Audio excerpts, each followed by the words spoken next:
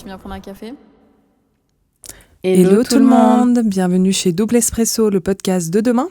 Alors aujourd'hui, on est avec une invitée de qualité, Léa. Hello. Hello, tu vas bien? Oui, très bien. Et on est toujours avec mon acolyte Sarah. Hello. Salut. Alors aujourd'hui, on parle d'un sujet profond, un sujet qui peut toucher beaucoup de personnes. C'est la perte d'un parent dans la vingtaine. Donc Sarah et Léa sont concernées par la thématique. Et puis, c'est vrai que c'est un âge où on se construit, où tout commence et où la vie peut malheureusement basculer. Donc, elles vont nous partager un peu leur vécu, leur expérience vis-à-vis de ça. Donc, tout d'abord, je pense qu'on va commencer par raconter l'histoire de chacune. En bref, un peu expliquer ce qui s'est passé dans vos vies, la perte de quel proche, et puis donner un peu plus de détails. Puis après, on ira un peu plus sur les questions reliées à la thématique. Donc, Léa, tu peux commencer si ça te va ? Bien sûr, pas de problème. Alors du coup, c'est mon papa qui est tombé malade. Quand j'avais 8 ans, on a appris qu'il était atteint d'un cancer. Ça faisait déjà vraisemblablement plusieurs années qu'il était malade, mais malheureusement, c'était un cancer difficile à détecter en bas de la colonne vertébrale et ça ressemble un petit peu à un kyste.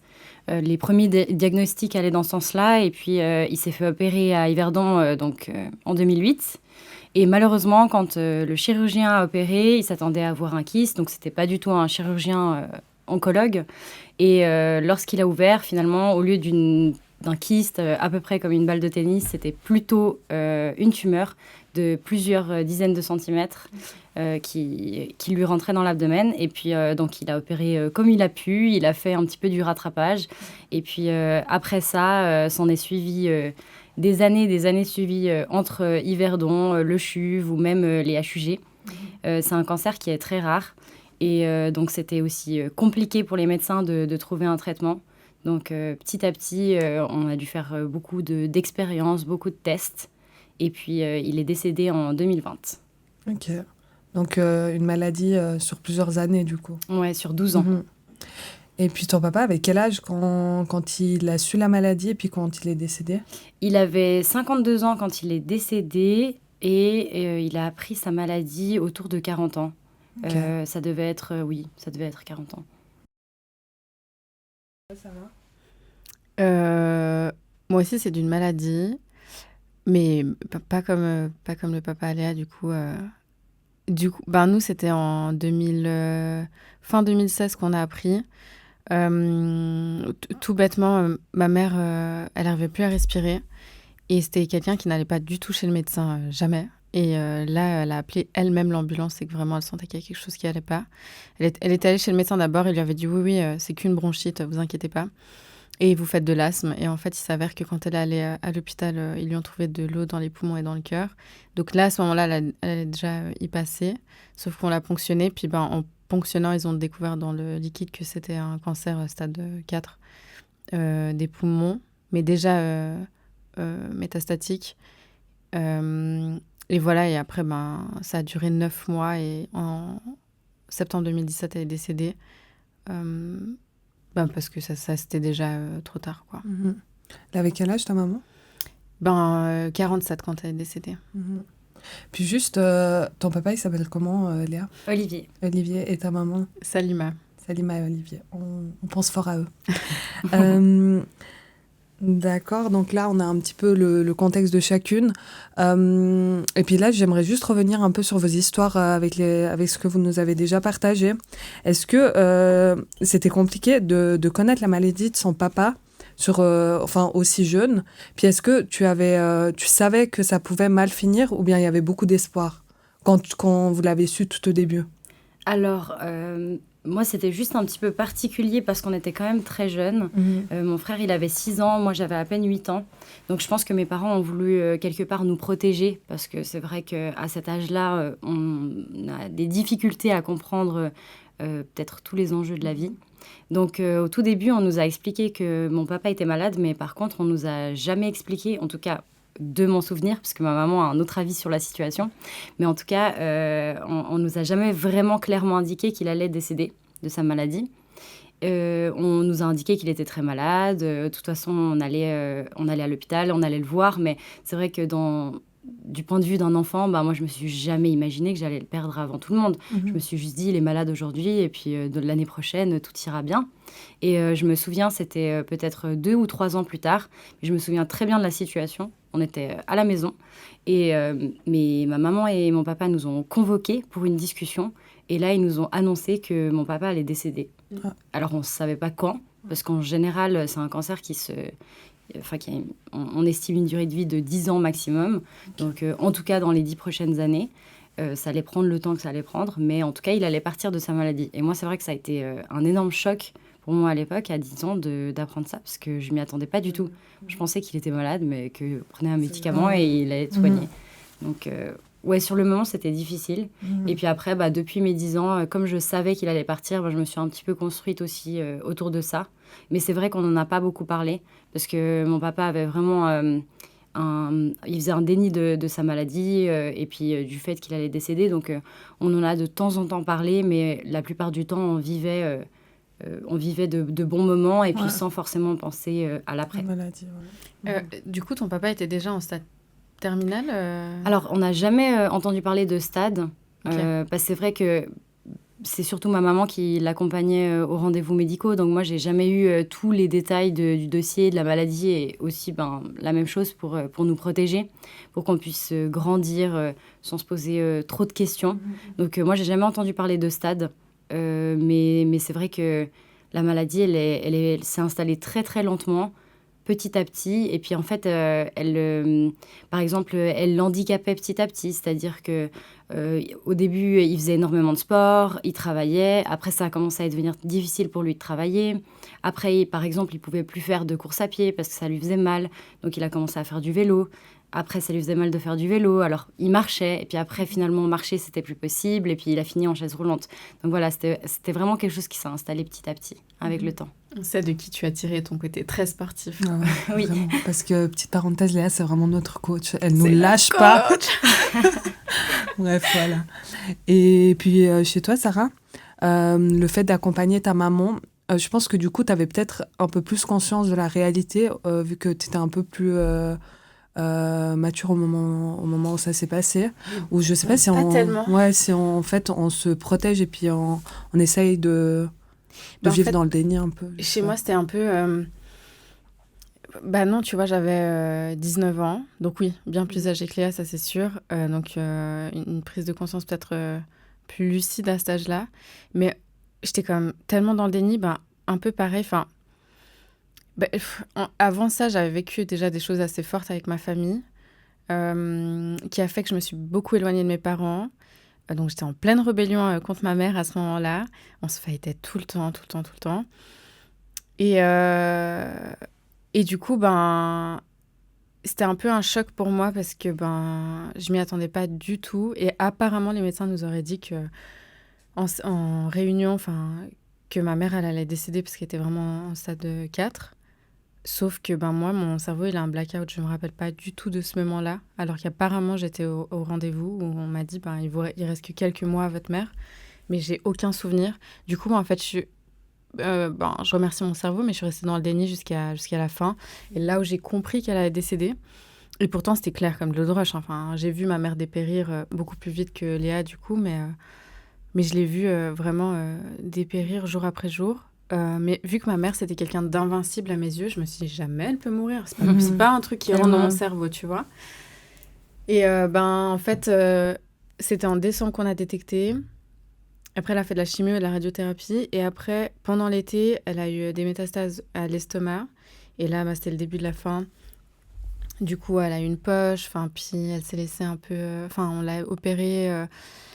On lui a coupé un bout de l'intestin. Toute une histoire. Et en fait, là, elle n'arrivait plus à manger. Elle vomissait tout le temps. Et là, je comprenais que c'était grave. Mais je me suis encore dit, ma mère, elle va survivre à ça, tu vois. Jusqu'à ce qu'en fait, je vois quand même certains signes où je me dis, OK, là, peut-être... que ça devient grave, ça m'inquiète un peu. Et un jour, j'ai convoqué les médecins, parce que je leur ai dit, mais j'ai envie de savoir, je vais être prête, alors qu'on n'est jamais prête, n'est-ce pas, Léa? Et du coup, c'est là où ils nous ont dit, oui, votre mère, il y a ses organes qui sont en train de lâcher, donc d'une minute à l'autre, elle peut partir, faut que vous soyez prête. Et en fait, là, c'était le choc de ma vie. Je n'ai pas compris ce qui m'arrivait, je me suis dit, mais Donc c'est réel. Et 2 semaines après, elle est décédée, quoi.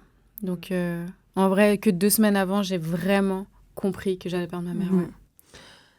Et puis, juste avant de parler du cœur du sujet, donc le deuil, j'avais juste une petite question. Quand vous pensez, par exemple, Léa, quand tu penses à ton papa, à Olivier, tu as quelle image de lui? Est-ce que l'image des derniers moments prend le dessus?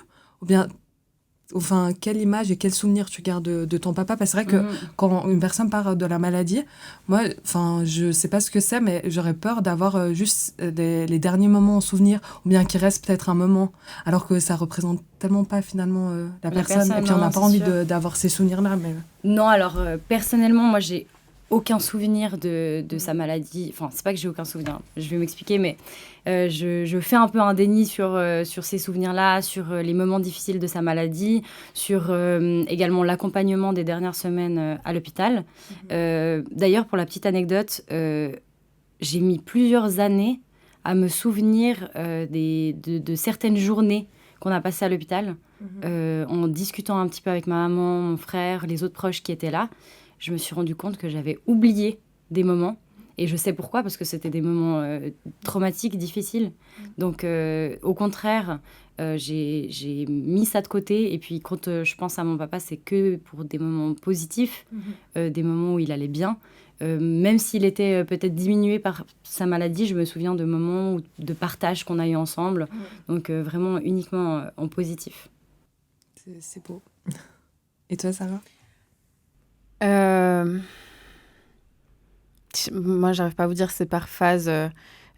J'ai eu ce truc comme Léa où, pareil, il y a plein de sons ou de visions qui ont disparu. Et quand il m'arrive des choses dans la vie ou que sais-je, ça peut revenir. Genre, dernièrement, j'ai réentendu... C'est horrible ce que je vais vous dire, mais j'avais oublié les derniers sons qu'elle a pas prononcé parce qu'elle était dans le coma, mais qui a eu avant qu'elle décède, tu vois, 2 jours avant, où c'était des sons assez violents, que t'oublies pas de base, parce qu'elle n'arrivait plus à respirer. Et en fait, je les avais complètement oubliés, ces sons-là qui m'avaient traumatisée à l'époque. Et dernièrement, dû à une situation, ça m'est revenu en tête et ça m'est pas sorti de la tête. Et en fait, j'ai eu le son qui restait dans mon oreille. Et c'est 8 ans après, tu vois, donc... Il y a des fois des choses comme ça. Après, donc quand je pense à ma mère, forcément, il y a la maladie qui rentre en jeu, mais... Non, je vois ce soleil qui prend le dessus, tu vois, qui était ma mère, clairement. Puis c'est vrai que nous, on se connaît personnellement dans nos vies privées. Puis typiquement, Sarah, j'ai directement su qu'elle avait perdu sa maman. Puis toi, tu racontais à quel point ta maman, elle était coquette, etc. Mais c'est vrai que tu l'as dit. Puis Léa, je l'ai appris beaucoup plus tard. Et puis en fait... Moi, je m'y attendais tellement pas parce qu'en fait, je sais pas si tu te souviens quand tu me faisais courir, quand on avait 5 kilos. Oui, je me souviens. Tu me racontais, on courait, puis tu étais là, ah non, on courait tout le temps comme ici avec mes parents, et puis après on avait le droit à une tresse et on courait, je sais pas combien de kills et tout. Et puis, les courses du dimanche matin. Et puis du coup, c'est vrai que tu racontais des petites anecdotes, et puis quand j'ai su, j'étais vraiment étonnée. Donc... ouais, c'était juste pour la petite histoire par rapport à vos parents. Et puis, du coup, je pense qu'on peut entamer le cœur du sujet, qui est le deuil. Donc, question basique et principale, comment l'avez-vous vécu? Et puis, comment vous définissez un deuil? Dans le sens où, est-ce qu'un deuil, c'est une définition claire et précise, et puis chaque personne la vit de la même manière? Ou bien, c'est hyper personnel? Ouais, c'est vrai que c'est une question très compliquée. Moi, je dirais que c'est un long voyage. Comme la maladie, que la maladie emporte un proche très rapidement ou sur de longues années, c'est un voyage qui peut durer plusieurs semaines ou qui peut durer plusieurs années. Comme dans mon cas, c'était plusieurs années, et puis Sarah, ça a été juste quelques mois. Mais le deuil, c'est pareil, c'est un long voyage. De temps en temps, il y a des hauts, de temps en temps, il y a des bas. Et je dirais, j'avais retrouvé les phases du deuil, mais je ne suis pas forcément attachée à ça de manière très stricte. Mais en tout cas, au début, c'est plutôt le choc, le moment traumatique. Et après, il y a un moment de déni où on se dit, on va recommencer à vivre, on va recommencer à travailler. Moi, j'étais déjà en stage, donc je me suis dit, il faut retourner au travail, il faut faire comme si de rien n'était, il faut revoir ses amis, il faut, voilà. Mais je pense qu'on a une période où on ne va pas forcément se donner d'objectifs à long terme. En fait, on est dans l'instant T, donc on va pas pouvoir voir, même l'année prochaine, quoi. On s'imagine pas pouvoir survivre jusque-là, donc on se dit... On vit l'instant présent jour après jour. Il faut le faire, donc on le fait. Et puis après, il y a une phase de colère où on va commencer à se dire pourquoi ça nous est arrivé à nous, pourquoi pas à une autre personne. Et puis c'est cette phase-là qui nous permet d'être en paix avec nous. Et puis c'est quelque chose de surmontable. On est tous capables de le faire. Il faut juste croire en soi. Comme je dis toujours, il y a toujours le soleil au-dessus des nuages. Exactement. Mais tu sais, alors je suis complètement d'accord avec toi, je te rejoins sur tout ce que tu dis. Et je l'ai expérimenté du coup. Je pensais avoir fait le deuil l'année passée ou l'année d'avant déjà. Et en fait, je me rends compte que pas forcément, et je me suis rendu compte cette année qu'il n'y aura jamais de fin à ce deuil et que, comme tu dis, c'est un voyage, ça tombe bien, je suis passionnée de voyage, donc super, allons-y. Mais c'est un voyage où tu peux faire 20 fois le tour du monde, quoi, et il n'y aura jamais de fin. Par contre, dans ce voyage-là, tu découvres tellement de choses sur ta personne et sur ce que la vie est. Et en fait, j'ai accepté ça. Je me suis dit, tu vois, l'année passée, quand je suis allée au Népal, c'était un peu pour boucler la boucle, qui m'a beaucoup aidée, qui m'a beaucoup allégée, par contre. Mais encore, là, dernièrement, je pleurais, mais pendant des semaines. Et en fait, la douleur était telle, alors que ça fait 8 ans. Et il y a des fois où c'est super léger, où tout va bien. Et en fait, je me dis, c'est ça la vie, ce serait ça toute notre vie, en fait. Il faudra juste... C'est une plaie qui reste ouverte indéfiniment, jusqu'à la fin. Il faut juste savoir dealer avec ça, je pense. Donc le deuil, ça se... je pense...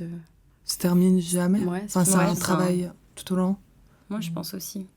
C'est quelque chose qui t'accompagne tous les jours et puis tu dois juste apprendre à vivre avec. C'est pas parce que tu vas un peu mieux et que tu commences à reprendre une vie, que tu commences à créer de nouveaux souvenirs, que tu commences à aller mieux, etc., que finalement t'as fait ton deuil. Non, parce que dès lors qu'il y a une phase un peu compliquée dans vos vies, ou peut-être des moments qui vous rappellent que votre parent n'est plus là, je pense que ça peut vous remettre... typiquement, est-ce que vous pensez un jour, je ne sais pas si vous voulez vous marier ou les enfants, ou est-ce qu'il y a des événements où vous dites, je sais que ça va faire remonter les souvenirs. Ce souvenir ou bien ce traumatisme-là. Oui, clairement. C'est vrai que les grandes étapes de la vie, même actuellement... je suis en couple avec mon copain depuis bientôt 5 ans, mais il n'a pas connu mon papa. Donc, je suis obligée de lui raconter qui il était. Et c'est vrai que par rapport à ça, il y a une grande frustration. Parce que, de son côté aussi, parce que je suis sûre qu'ils se seraient super bien entendus, ils auraient rigolé ensemble, ils auraient été très copains. Et puis de me dire que potentiellement, on se marie, on a d'autres projets ensemble. C'est des choses que je ne pourrais pas vivre avec mon papa. Après, c'est toutes ces étapes-là de la vie où normalement, tu es accompagné par tes parents. Chose toute bête, mais au mariage, normalement, c'est ton papa qui t'accompagne dans l'allée. Moi, je vais devoir trouver quelqu'un d'autre. Max la menace. Peut-être, mais je vais devoir trouver un remplaçant. Donc, je sais que ça, ce sera des étapes difficiles qui te ramènent vraiment à la réalité, peut-être plus que la vie de tous les jours où tu as appris à vivre avec. Donc, des événements comme ça, un peu plus exceptionnels, ouais. Mais je te rejoins sur le fait de devoir raconter qui est ton parent à ton copain. Moi, c'est pareil et ça me brise le cœur parce que je sais qu'il se serait trop bien entendu. Genre, vraiment. Et ce que j'aime... chez mon copain, c'est qu'il parle de ma mère comme si elle était là, tu vois. Donc ça, c'est cool. Mais ça me frustre encore plus parce que je me dis, putain, mais si elle avait été là, les deux, là, ils seraient meilleurs potes, tu vois. Ouais. Et ça, c'est dur parce que tu dis, tu as envie de partager ce genre de moment. Mais je pense, moi, ce qui me fait le plus mal au cœur, et j'appréhende vraiment beaucoup, beaucoup, beaucoup, c'est le mariage et les enfants, si j'ai des enfants un jour. Mais le mariage, tu vois, juste ta mère qui te dit que t'es belle, quand t'enfiles ta robe, ça paraît rien. Donc, d'ailleurs, les filles, si vous avez vos parents, mais profitez-en. Mais c'est juste ce mot où je vois ma mère dans le miroir et qui me dit « T'es trop belle, ma fille », que j'aurais jamais. Mais je pense que je vais tellement pleurer ce jour-là. Alors, on verra, tu vois, mais je sais déjà d'avance que ce jour-là, je vais pleurer tant de bonheur que de tristesse parce qu'en fait, le pied de ma vie ne sera pas là. Et pour les enfants, pareil, tu vois déjà que ça m'angoisse d'avoir des enfants. Si en plus de ça, j'ai pas ma mère qui pourrait m'aider dans le processus, dans la grossesse et après le fait d'avoir des enfants, ça me tue déjà d'avance. Donc en fait, je repousse ce moment-là d'un côté. J'ai peur de pas savoir dealer et au final, la douceur d'une mère ou d'un père ou la sécurité d'un père, on en aura besoin toute notre vie. Et ça fait peur parce que tu sais que tu vas en avoir besoin encore et toujours. Donc je préfère même pas y penser parce que ça va être l'horreur. C'est vrai que nous, qui avons les parents, on oublie l'importance des fois de les avoir, puis on oublie l'importance et la qualité de les avoir dans des moments aussi importants. C'est vrai que je me suis mariée l'été et je me suis pas du tout dit, imagine s'ils avaient pas été là. Enfin, pour moi, c'était tellement une évidence. Ça allait de sens. Ouais. Ça coulait de source. Puis même pas, je me suis imaginé... c'est vrai que je me suis pas du tout dit... ou pensé aux gens qui avaient pas ses parents ce jour-là. Mais tu vois, par exemple, à ton mariage, on était ensemble avec Léa à ce moment-là, je crois. On a vu Maki, notre star, soit ta maman.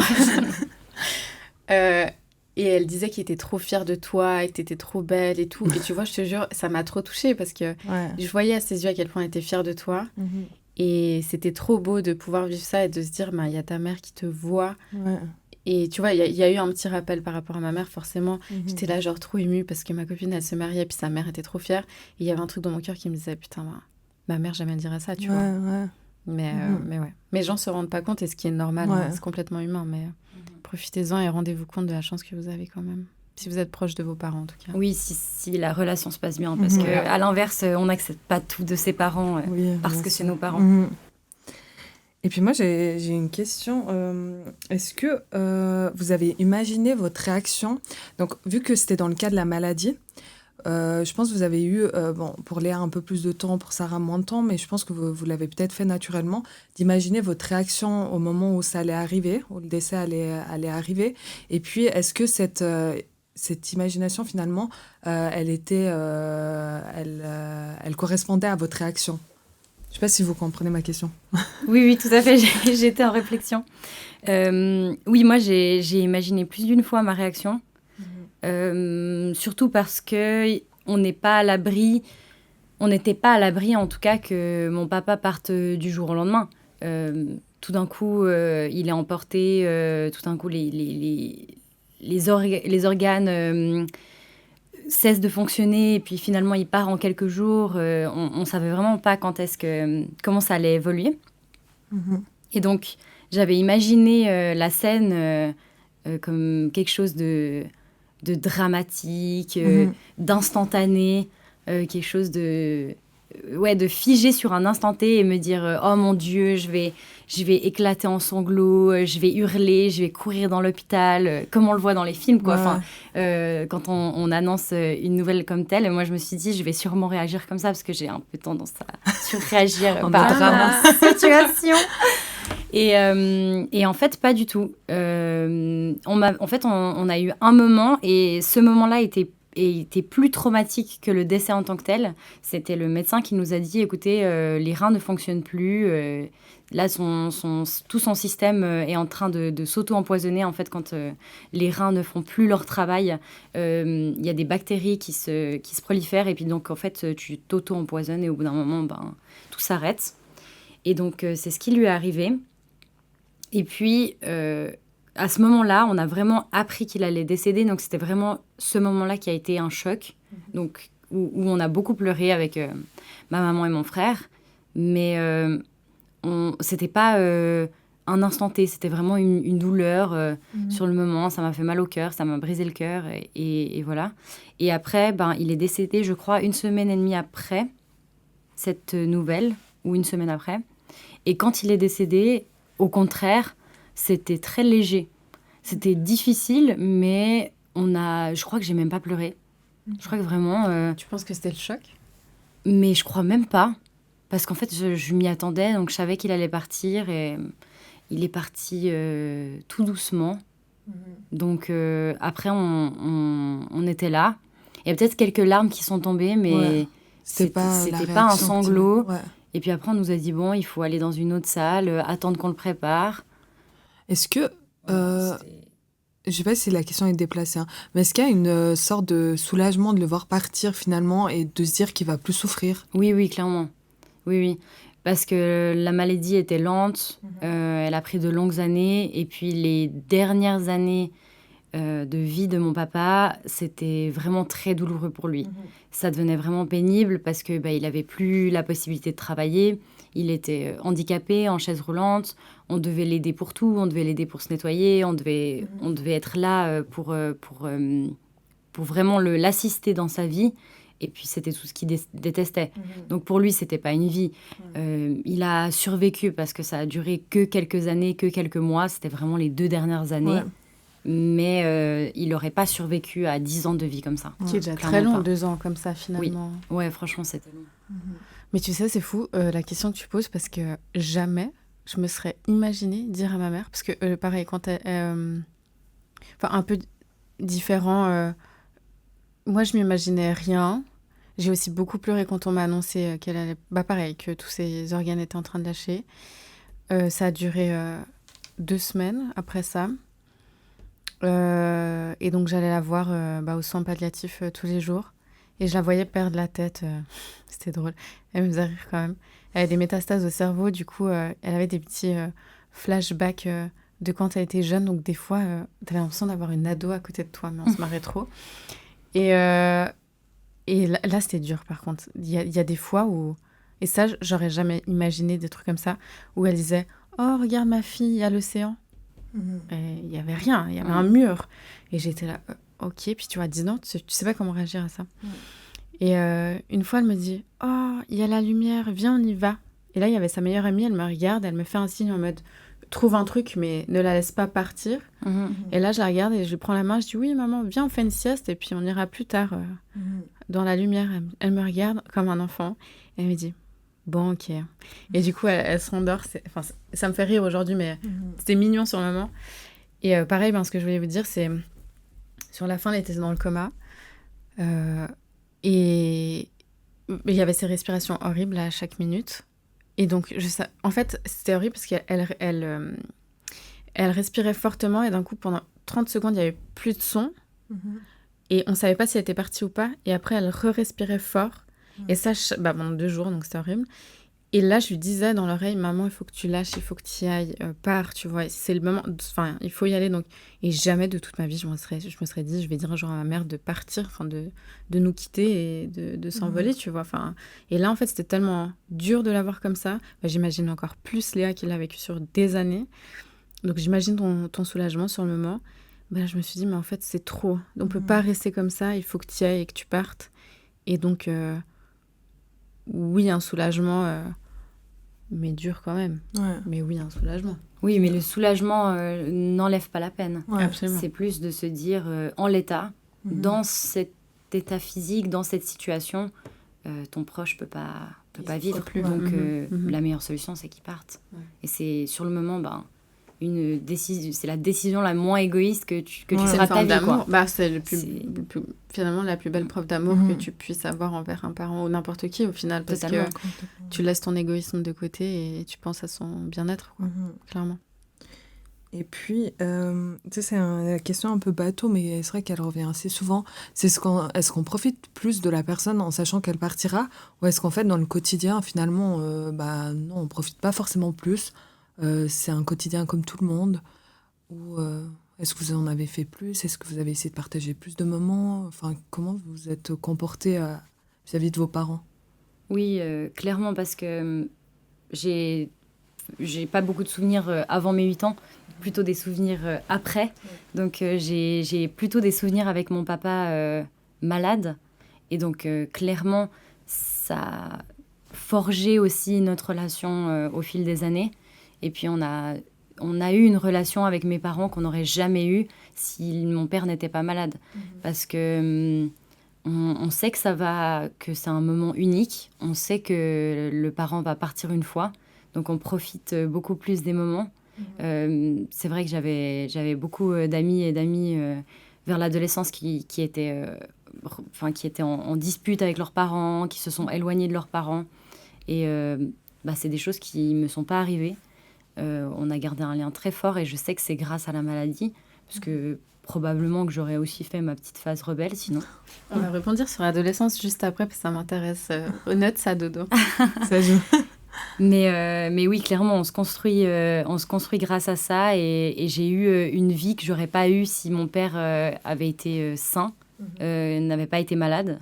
Donc, quelque part, je peux pas imaginer une construction, en tout cas, de mon adolescence sans ça. Parce que ça faisait clairement partie de ma vie. Et puis, je pense que ça m'a donné dès le début aussi beaucoup de courage pour la vie en général, de pouvoir relativiser, de ne pas se faire des soucis pour des problèmes futiles.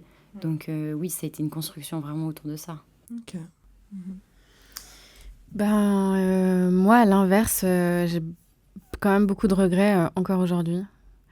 Je réalisais pas, en fait. Et avec du recul, j'ai des regrets.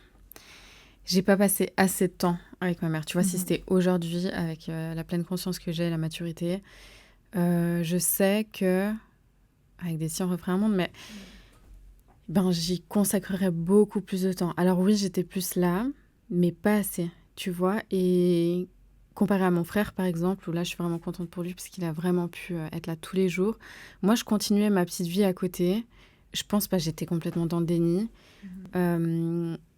Mais je pense que si ça avait été aujourd'hui, par exemple, ou si je l'avais su dès le départ clairement, ça aurait été différent. Mais non, moi, j'ai pas assez profité. Et ça a été compliqué pour moi, justement, de par le fait que, comme je disais tout à l'heure, quand j'avais 11 ans, on a eu un grave accident de la route avec mon père et mon frère. Et en fait, ça m'a éloignée de mes parents parce que mes parents se sont focalisés sur mon frère.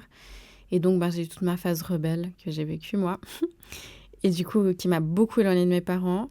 Et quand je commençais à me rapprocher de ma mère, elle est décédée, tu vois. Et donc, c'était une grosse frustration parce que, aujourd'hui, je me dis, j'ai jamais eu de moment de qualité vraiment avec ma mère. Et ça, c'est... ça a été long à digérer, ouais. Ouais, je comprends. Ok. Et puis, toi, tu voulais revenir sur la phase de l'adolescence. Oui, est-ce que le fait que... Donc, question pour Léa. Est-ce que... comment est-ce que tu as vécu ton adolescence, sachant que, justement, tu avais déjà des problèmes d'adulte, finalement? Est-ce que ça t'a, justement, rebellée? Est-ce que tu t'es mis 1000 barrières? Tu es devenue très froide, distante avec les gens? Comment tu as dealé avec tes émotions à ce moment-là? Explique-nous. Avant... comment tu dis ça avant mes 18-19 ans, donc plutôt adolescence, mais début de jeunesse, j'étais quelqu'un de très renfermé avec les autres, donc pas dans mon cercle familial où j'étais à l'aise et où j'étais une personne très extravertie, mais plutôt en classe ou dans d'autres situations de groupe, où j'étais vraiment très timide, très renfermée. Et puis je pense que c'était surtout dû à mes émotions, qu'en fait... j'avais de la peine à les gérer. Et puis du coup, si je laissais un petit peu mes émotions sortir, j'avais peur d'exploser, de pleurer ou de trop montrer. Donc au contraire, je pense que je montrais rien. Et puis après, vers 18-19 ans, là, j'ai eu vraiment la phase inverse où j'ai eu un peu une mini-rébellion contre mes parents. Mais c'était pas ça, mais c'était juste qu'il fallait dire non, mais j'ai pas envie de faire ça, ça me saoule, machin, je fais pas ça et tout ça. Et puis là, par contre, j'ai commencé à beaucoup plus vivre mes émotions et puis peut-être un peu trop. Donc je suis encore dans cette phase d'équilibrage où j'ai vraiment fait le virage à 180 degrés de j'ai pas du tout d'émotions à j'ai extrêmement beaucoup d'émotions. Donc, c'est mais que tu montres pas tant que ça finalement. Oui, mais plus dans la surréaction. plus dans ce côté-là. Côté. Dans le côté too much, peut-être. Ça nous fait rire entre rien et beaucoup trop. Ça nous fait rire parce qu'on vit H24 ensemble presque et on le voit. Toi et moi, on est pareil là-dessus, on surréagit tout le temps. Du coup, ça nous fait rire parce que c'est vrai que full drama, quoi. Ouais, vraiment. Mais des c'est animé, réactions en tout cas. instantanées et Too much. beaucoup trop. Très blessante. C'est pour ça que je vais pleurer aujourd'hui. Mais à part ça, ça me fait sourire à ce que tu dis par rapport à tes 18-19 ans, parce que de ce que tu nous racontais aussi, c'était ta période où là, tu voulais t'affirmer physiquement, tu avais plein de piercings, tu avais les cheveux de plein de couleurs différents. Et donc, ça fait sens. Enfin, finalement, tu vois que... On mettra les photos. Non. On mettra les photos. C'est pas obligatoire. Oups. Et du coup, c'est drôle de voir ce revirement de situation où tu passes de quelqu'un de très introverti à d'un coup ultra extraverti. Ouais. Mais c'est drôle. Et je suis contente de voir que tu as réussi à dealer avec tes émotions et être pleinement toi. Que tu ne sois pas restée dans cette phase d'introverti. C'est pas très français ce que je viens de dire, mais vous avez compris. Oui, mais parce que quelque part, quand on a un parent malade, surtout dans notre cas, c'était nos parents. En fait, on vit avec tous les jours. Donc, on doit aussi nous mettre un petit peu en retrait. Parce que ce qui est au cœur de la famille, ça va être plutôt la maladie, la personne malade. On va penser surtout à elle et puis à ses émotions. Donc, si par exemple, elle est de bonne humeur, c'était le cas pour mon papa, il va bien, il est de bonne humeur, nous, on n'a pas le droit de venir avec nos émotions à nous et de dire qu'on n'est pas bien. Parce que profitons du fait que pour lui, ça va. À l'inverse, quand lui n'allait pas bien, on prenait sur nous pour le consoler, pour le réconforter. Donc c'est vrai qu'on l'a tous fait, et puis peut-être que c'était une erreur, mais c'est vrai que ma maman, elle a eu beaucoup de... Comment on appelle ça Elle s'est abandonnée, en fait, pour la maladie de mon papa. Et puis, du coup, nous, on a aussi un peu suivi ce schéma-là. Alors que je pense, au contraire, si je pouvais donner un conseil... je dirais que l'individualité de tout le monde est importante. Et puis le patient, la personne malade, elle doit aussi, elle, se remettre en question et puis comprendre que les autres souffrent autant qu'elle. Bien sûr, c'est pas physiquement, c'est pas du fait de la maladie, mais elles souffrent de la situation. Et puis leur état psychologique est autant important que le sien. Est-ce que tu penses que ça t'a créé des peurs, type peur... du rejet, de l'abandon, que sais-je? Enfin, est-ce que ça t'a créé des traumas Non, pas du tout. Le fait de ne pas pouvoir exprimer tes émotions à l'époque ou ne pas te sentir vue ou entendue? Non, pas du tout. C'était pas un problème pour moi. C'est juste que certaines fois, les émotions, elles peuvent sortir. C'est comme un volcan qui est en éruption. C'est que si on essaye de les comprimer et qu'on essaye de se les cacher, au bout d'un moment, ça va exploser. Donc, je pense que c'est plutôt ça le risque. Mais non, j'ai pas eu de trauma par rapport à ça. J'ai pas l'impression, en tout cas. C'est hyper intéressant ce que tu dis. C'est vrai que c'est hyper ça va de soi que... Enfin, je pense que c'est hyper naturel de vivre au rythme de la personne malade.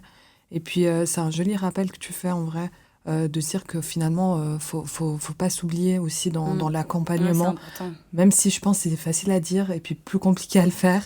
Plus compliqué à mettre en place. Ouais. Et puis, du coup, moi, je voulais qu'on continue avec l'après. Donc, l'après-deuil, enfin, pas l'après-deuil, plutôt après le décès du parent. Qu'est-ce qui vous a paru insurmontable après? Enfin, comment vous avez vécu justement ce après?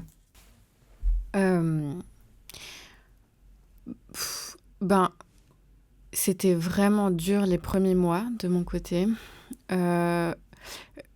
En fait, j'ai l'impression que la lumière, elle n'allait jamais revenir, tu vois. Et je le dis à mes amis proches. À un moment donné, quelques mois après, j'ai fait une grosse dépression où j'en parlais à personne. Parce que pareil, j'étais quelqu'un qui... pas du tout comme aujourd'hui, pas comme vous me connaissez. J'étais quelqu'un de très renfermé aussi, avec 1000 barrières déjà avant la maladie de ma mère à cause de l'accident qu'on avait eu. Du coup, personne ne savait que j'étais en dépression. J'envoyais à la terre entière, puis je me disais, personne ne me voit, mais en même temps, je ne me montrais pas. Et quand j'étais dans cette dépression-là, je comprenais les gens qui se suicidaient. Alors, j'ai pas eu l'intention ou que sais-je, mais en fait, la douleur était telle que je me suis dit, mais putain, à quel moment le soleil va revenir dans ma vie? Est-ce qu'il va revenir? Et je sais pas, il y avait toujours un espoir parce que J'avais appris à être positive avec le temps, chose que je n'étais pas avant. Et je me suis dit, bon, je suis convaincue qu'un matin, je vais me réveiller et tout ira mieux. Garde ça en tête et ça se passera, j'en suis sûre. Donc, en fait, j'avais plus ce truc de me dire, et elle l'a dit tout à l'heure, ça résonnait juste en moi, Léa, comment tu vas survivre. Tu penses pas à demain, tu penses juste à l'instant présent et tu dis, ok, viens, on passe juste cette journée déjà et on verra demain ce qui se passera. Exactement. Donc, ouais, c'est plus ça qui m'a fait très, très peur. Et un matin, je me suis réveillée, mais pas longtemps après, tu vois, je crois que c'était en avril 2018. Et vraiment, mon cœur était plus léger et je sentais le soleil sur ma peau, physiquement parlant, chose qu'avant, en fait, il était là, mais plus rien n'avait d'importance. Et quand j'ai senti la chaleur du soleil ce jour-là, je me suis dit, ah ok, ben en fait, il y a de l'espoir. Donc, ben là, ça m'a rassurée, mais je savais pas comment j'allais survivre. Clairement, je me suis dit, mais la douleur, elle est trop forte. Comment est-ce que je vais faire? Mais je crois que tu réfléchis pas, t'arrives pas à te projeter. Je sais pas ce que t'en penses, Léa. Moi, j'ai pas l'impression d'avoir vécu un deuil avec des downs comme toi. C'était un peu différent. Peut-être aussi par le fait que j'ai pu me préparer, ou en tout cas, j'ai pu me construire, en tout cas, dans l'idée qu'il allait partir. Donc, pour moi, c'était quelque chose... pour moi, c'était la continuité, finalement, de la vie. C'est que je savais qu'un jour ou l'autre, il allait partir. On en discutait souvent aussi avec ma maman. Quand on le voyait... perdre des capacités, ou en tout cas être de plus en plus malade, on se disait, bon, en tout cas, on se réjouit, pas qu'on se réjouit qu'il parte, mais on se réjouit que ses souffrances soient abrégées. Et puis, après le décès de mon papa, je devais terminer encore mon stage, donc bancaire. Je terminais, je crois, 8 mois ou 9 mois plus tard. Et c'est vrai que du coup, j'ai direct été dans le rythme. Entre le lundi et le vendredi, on travaille, il n'y avait pas de remise en question. En plus, c'était en plein pendant la période de Covid.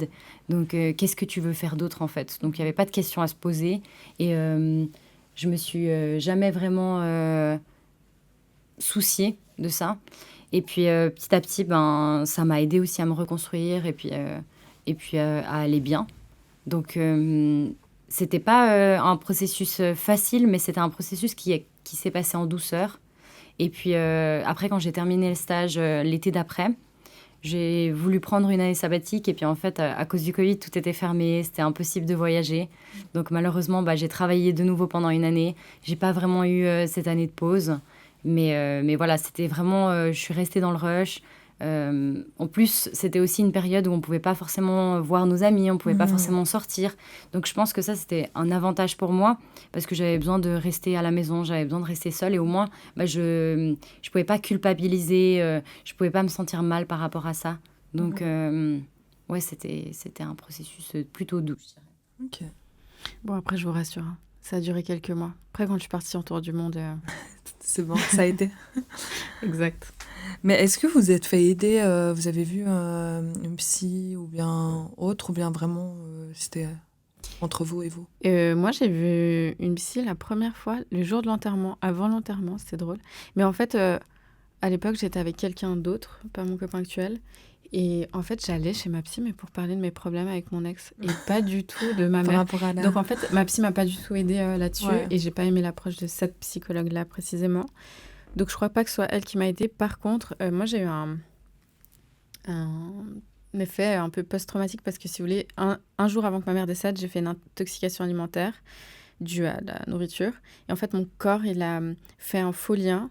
Enfin, mon cerveau, il s'est dit que j'étais nauséeuse et que je vomissais à cause des émotions. Et que du coup, chaque fois que j'allais avoir des émotions, j'allais avoir des nausées. Et pendant 2 ans, et c'est ma phobie, hein, pendant 2 ans, j'avais des nausées. Alors, je vomissais pas, mais j'avais des nausées dès que j'avais des émotions. Et donc ça, il fallait que je traite absolument parce que c'était invivable, vraiment, vu que c'est ma phobie en plus. Et donc, je suis allée voir... des thérapeutes pour ça. Après, je suis allée voir des kinés qui m'ont beaucoup aidée, mais plus sur l'aspect, on n'a jamais vraiment parlé de ma mère avec tous les thérapeutes que j'ai vus, mais plus ma personne en tant que telle. Mais je pense que c'est un processus global, quoi. Non, alors de mon côté, j'ai pas visité de psychologue, en tout cas pas pour le moment. J'en ai pas reçu... j'en ai pas vraiment eu besoin. Enfin, j'ai pas ressenti en tout cas le besoin. Je pense que je me suis plus soignée dans le sport. dans le partage avec ma famille. Je me suis aussi beaucoup rapprochée de ma maman. Bah, je pense que ce qui est normal, c'est le dernier parent restant. Donc, en plus, on vit toujours ensemble. Donc, on partage aussi beaucoup plus de choses aujourd'hui qu'on pouvait le faire dans le passé. On s'est un petit peu plus retrouvés. Et je pense que c'est ça qui m'a soignée. Et puis, par rapport à l'expérience vécue, qu'est-ce que vous en tirez comme conclusion? Et puis, qu'est-ce que cette épreuve finalement vous a appris? Bah, beaucoup de courage, beaucoup de résilience. Et je pense que après avoir vécu ça, il y a plus rien qui me fait peur. Genre, honnêtement, je me dis, rien n'est insurmontable. On a réussi à vivre ce cataclysme, cette tornade d'émotions et d'événements. Donc non, honnêtement, je suis très confiante pour l'avenir. Je me dis que je vais toujours être protégée, épaulée par mon papa qui n'est plus là, mais qui sera toujours là pour moi quelque part. Et puis, ouais, c'est beaucoup d'aspects positifs que j'essaye de retirer de ça. Même si, bien sûr, il y a des moments qui sont plus difficiles, qui sont plus douloureux, mais moi, je le vois vraiment comme un moteur parce que, surtout là, ça fait 5 ans qu'il est parti. Je pourrais pas accepter de lui faire un cadeau empoisonné dans le sens où je bousillerais ma vie, je plaquerais tout. Et puis, bah, je sais que lui, il serait pas content de voir cette situation. Enfin, il aimerait que je continue à vivre, il aimerait que je passe des bons moments, que ma vie soit joyeuse. Donc oui, comme cadeau pour lui, en tout cas, j'essaye au maximum de construire une vie. Et je rebondis par rapport à Léa, ce qui est beau, c'est que toute cette douleur, j'ai l'impression que tu l'as mis dans ton sport et c'est une machine, Léa, vraiment. Bah, j'ai fait un aérox dernièrement avec et vraiment, c'était ma coach et on le voit, il n'y a jamais de limite chez Léa et je pense que c'est vraiment la force de son papa. Elle a fait Sierre Zinal, pour ceux qui connaissent, pour son papa et pour elle, évidemment. Bravo, Léa, d'ailleurs, pour ça. Mais en fait, comme tu disais, j'ai l'impression qu'il n'y a rien qui t'arrête, et surtout au niveau du sport. Et c'est une force que tu as développée qui est folle et qui m'impressionne vraiment de jour en jour. Et comme quoi, on a tous nos forces qu'on tire de cette situation. Et Léa, c'était le sport et c'est impressionnant. Bientôt, elle nous fait un Ironman, celle-ci. Ah non, on en est loin. Elle a un mindset de folie, vraiment. J'ai jamais vu ça. Mais du coup... Mais ouais, après, pour rebondir, je suis complètement d'accord avec Léa. Je pense l'après de mon côté... en fait, comme elle dit Léa, il n'y a plus rien qui peut t'atteindre, entre guillemets. Enfin, rien ne sera dur après ça. Et vu qu'en fait, j'avais vécu la plus grosse douleur, à mon sens, à ce moment-là, je me disais, j'ai envie de vivre, littéralement. Surtout que ma mère, c'était une très bonne vivante. Et vraiment qu'on lui enlève la vie comme ça alors qu'elle croquait la vie à pleines dents, je me suis dit mais il faut vivre, il faut arrêter de se prendre la tête pour des choses futiles comme elle disait Léa tout à l'heure. Et en fait là j'ai décidé du jour au lendemain de partir en tour du monde sur un coup de tête, de sauter d'un avion sur un coup de tête alors que j'avais peur des attractions de base, mais je me suis dit j'ai plus rien à perdre, au pire je meurs et j'aurais vécu tout ce que je voulais. Et en fait depuis ce jour-là, et je remercierai ma mère jusqu'à mon dernier souffle, grâce à elle et à son sacrifice, entre guillemets, je vis, chose qu'avant je vivais pas. Je laissais le train de ma vie passer devant moi. Et là, vraiment, ça va être très cucu ce que je vais vous dire, mais je suis vraiment montée dans le train et c'est moi qui décide où je vais. Et je fais vraiment tout ce que j'ai envie de faire en me disant, et ça, c'est un des sujets où on rigole souvent avec les filles, je dis toujours, il n'y a pas de bancomat au cimetière, je ne vais pas emporter mon argent, on ne sera pas d'accord avec les filles, mais bon... Et du coup, je vis pleinement, je vais pas réfléchir, je vais me dire, on n'a qu'une vie, ouais, je veux partir demain en voyage ici, mais j'y vais, j'ai de la thune, non, mais c'est pas grave. Enfin, je suis dans l'extrême, hein, vous l'avez compris, mais ce que je veux dire, c'est que Pas de place pour les regrets, quoi. Pas de place pour les regrets, je fais clairement. tout ce qui me traverse et c'est vrai que ça et surtout, ce qui est beau dans tout ça, c'est que j'ai jamais été aussi forte physiquement et mentalement qu'aujourd'hui. Et comme elle disait Léa, y a rien qui peut m'arrêter. Comme on a vu pour le Népal, je vais aller gravir un sommet, j'y vais, je vais pas avoir peur, je vais juste me dire je vais y arriver. Et quand je suis dans le down, ou là la préparation à l'Irox qu'on a fait ensemble avec Léa, je disais quand on courait avec Léa et qu'elle me mettait la misère, là, je lui disais, tu vois, là... Je la motivais, hein. Oui, c'est vrai. Si, c'est vrai. Des fois, j'étais trop au bout de ma vie, parce que t'en peux plus. Et ma première pensée était pour ma mère et de me dire, ma mère, elle a tellement souffert, comment toi, tu peux te plaindre d'un truc aussi basique. Clairement. Et du coup, c'était mon moteur, et en fait, je courais encore plus vite, Ouais. et j'oubliais tout. Et en fait, aujourd'hui, il n'y a rien qui est ingravissable, parce que justement, je sais que j'ai appris beaucoup sur la force mentale, etc. Et ouais, vous pouvez tout me dire comme challenge, je vais le faire. Et, et si quand ça va être dur, parce que ce sera dur à un moment donné, je vais juste me dire, j'ai les capacités en moi. Et au-delà de ça, je le fais aussi pour ma mère, tu vois. Elle est toujours avec moi. C'est un moteur, c'est une force, quoi. C'est au-delà de... Par exemple, tu fais une course à pied, c'est difficile, tu te dis « Ah, mais il y a mes proches qui m'attendent à l'arrivée », c'est un moteur, c'est hyper motivant, mais le fait d'avoir ton parent décédé, tu sais qu'il est là-haut, tu sais qu'il te pousse, en fait, littéralement. C'est une force qui est décuplée. Je pense que les gens qui ont perdu quelqu'un pour nous comprendre, mais il y a plein de fois où, quand j'étais au Népal, alors, encore une fois, c'est mes croyances, mais je la sentais vraiment, littéralement, avec moi. Il y a des fois, je n'avais plus de force pour faire un pas de plus, et je sais pas pourquoi, comme si vraiment je volais. Je peux pas vous expliquer, mais comme si vraiment elle était là, tu vois, elle me poussait physiquement, et donc je sais qu'elle sera toujours là, en fait, quoi qu'il arrive. C'est votre petit plus finalement. C'est un petit bonus. Ouais, c'est ce qui vous aide à vous surpasser à chaque fois. C'est notre champignon dans Mario. Ouais, exactement, c'est le petit champignon. Mais en tout cas, merci beaucoup les filles pour ce partage, d'être revenues sur des événements qui étaient difficiles pour vous. Mais finalement, c'est beau à voir parce que vous ressortez tellement de points positifs de toute cette expérience. C'est vrai que on n'y pense pas souvent, mais ça peut arriver à tout le monde, que ce soit la perte d'un parent ou la perte d'un proche ou autre. Et puis, en fait, c'est aussi beau à voir qu'il y a un après, et puis que cet après, finalement, il n'est pas si horrible que ça, qu'on peut reprendre une vie, qu'on peut s'en sortir. Donc c'est un beau message aussi d'espoir que vous nous avez partagé. Donc merci beaucoup. Donc je ne sais pas si vous avez un petit mot de la fin ou bien... Pour conclure, c'est ce que tu as tout bien résumé. Moi, ce que je dis toujours à mes copines qui malheureusement vivent ça aussi, ou des gens que je rencontre, c'est que la vie après, elle sera encore plus belle que celle d'avant. Les gens ne me croient pas, mais je leur dis de garder espoir, et que, comme je disais au début de l'épisode, il y a toujours ce soleil en dessus des nuages. Il faut juste laisser le temps aux nuages de se dissiper. Ça va prendre du temps. On ne peut pas forcer les choses, c'est comme on ne peut pas forcer la nature, mais ça finira par revenir. Et quand vous allez revoir le soleil, il brillera encore plus qu'avant, et sera encore plus doux, et vous apprendrez à l'apprécier encore plus. Donc, clairement que le message d'espoir, il est là. Et je vous envoie toute ma lumière, parce que tout se passera bien de toute façon. Ouais, pareil. Aussi un message comme Sarah, très positif et d'espoir.